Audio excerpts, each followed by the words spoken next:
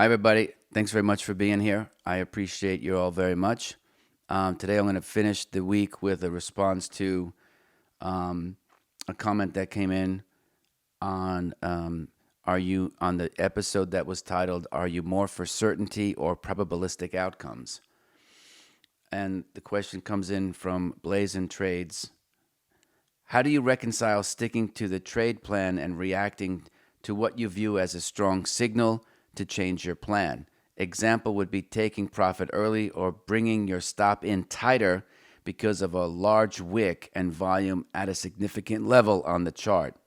While it's true that sometimes I overreact and take profits early only to miss the larger profit later, oftentimes I'm able to see that the trade has been negated by my own definitions and therefore exit and look to re-enter only once that level is then broken and held. Is this always overmanagement? Yes. So a few things here. First of all, thank you, Blazin, for chiming in and being part of the community. I appreciate you taking the time to watch the videos, and I appreciate you, asking a question, leaving a comment.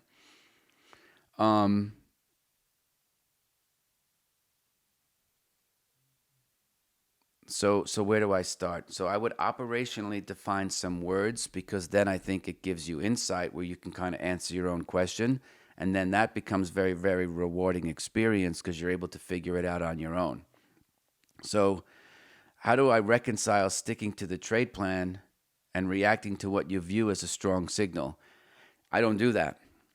I don't look at intraday stuff and define stuff as strong or not. Ultimately, it comes down to the price. And if the thing is reacting strong and making higher moves to higher levels, that's a good thing. It wouldn't, even if it pulled back, right? You'd have to figure out what your own definition of a reversal is. So I'll leave that to you. But I don't use terms like a strong signal to change the plan. I don't know what those rules are for that. I don't have those in my own trading. I have very clear rules to enter or add risk and then to remove risk. There's nothing that happens in between that I have to interpret fundamentally or technically other than to honor my protective stop. So anything that you're doing in between that period, subject to adjusting your protective stop up the way I discussed yesterday, is by definition overthinking. We are not smart enough to be able to interpret on the fly what all that stuff means. In other words, we are not smart enough to understand what is noise, what is signal. And a strong move this way or that way, to me, doesn't necessarily mean signal. It means it's a data point. And unless you've back tested that, you as an individual are putting importance on that. I'm not. And I'm not uncomfortable with pullbacks. I think a lot of folks put trades on, and the thing that they start fearing the most once they start making money is that there's going to be a pullback. Again, small-minded thinking keeps you small. You have to be in the trades. There's going to be pullbacks. You're going to have to learn to get comfortable and understand that that's part of the nature of how markets work. Example would be taking profit early or bringing your stop in tighter. I don't do that either. To me, the stop is consistent.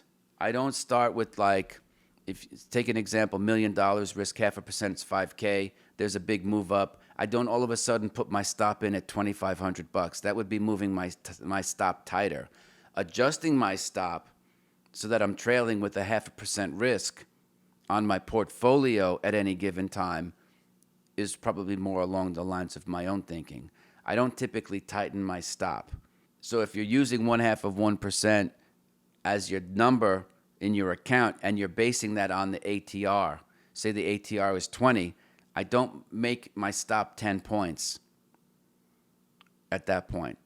Because again, if I know the normal behavior is 20, if I tighten my stop, what I'm increasing is the probability that I'm going to get knocked out. And if I really want to get out of the trade, I would just take myself out of the trade. I don't need to go through this iteration of let me tighten my stop, bring it within a fraction of the ATR, when the likelihood of that happening is very, very high, I would just take the trade off and then figure out what in my trading rules was not captured so that I had to override, decades of wisdom and trading experience and have a hair trigger response, and get knocked out of the trade because I couldn't take the abundance anymore. Right? People actually have a fear of winning. I don't know what large wicks are. I mean, I know what they are, but I don't know why that would be significant. I don't know what large wicks are, why that would be. In this case, you seem to be using it as a negative connotation.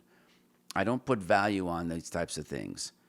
I have my entry where I add risk. I have my protective stop. I know what it feels like to overreact. And my goal, I learned early on that overreacting or trying to interpret things on the fly is, for me, it was a fool's errand. And I knew what I did have regrets on was taking trades off too soon, only to watch the name keep moving. So I said, I don't like that feeling. I have to learn to change my behavior so I don't take winning trades off. When do I know that the winning trades are over? I'm going to let the market tell me what that number is. Why? Because I'm powerless over everything anyway. I don't want to impose my will and say that no matter what, I have a, whatever it would be called,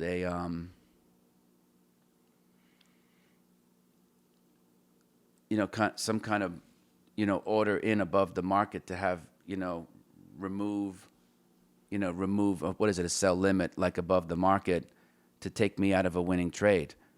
I've learned to make a lot of money just by sitting on my hands, which to me is more of an emotional skill than a trading tactic.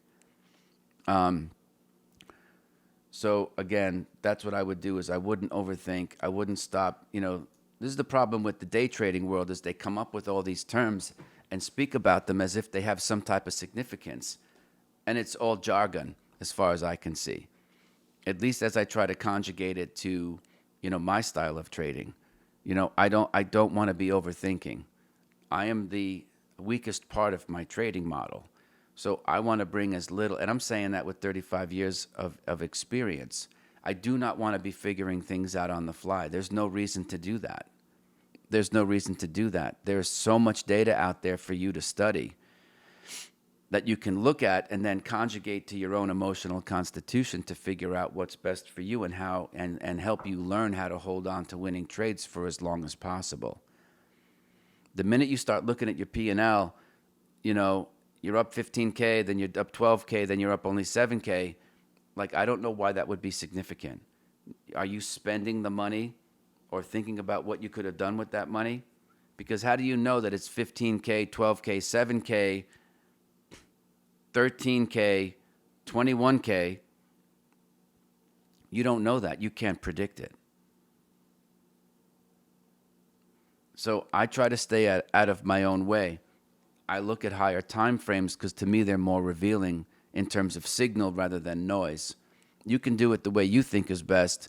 Just make sure that you're keeping good records and you can learn from your own behavior. That's the best way to go about it. I appreciate you all being here very much. Have a good weekend, folks. I'll see you Monday.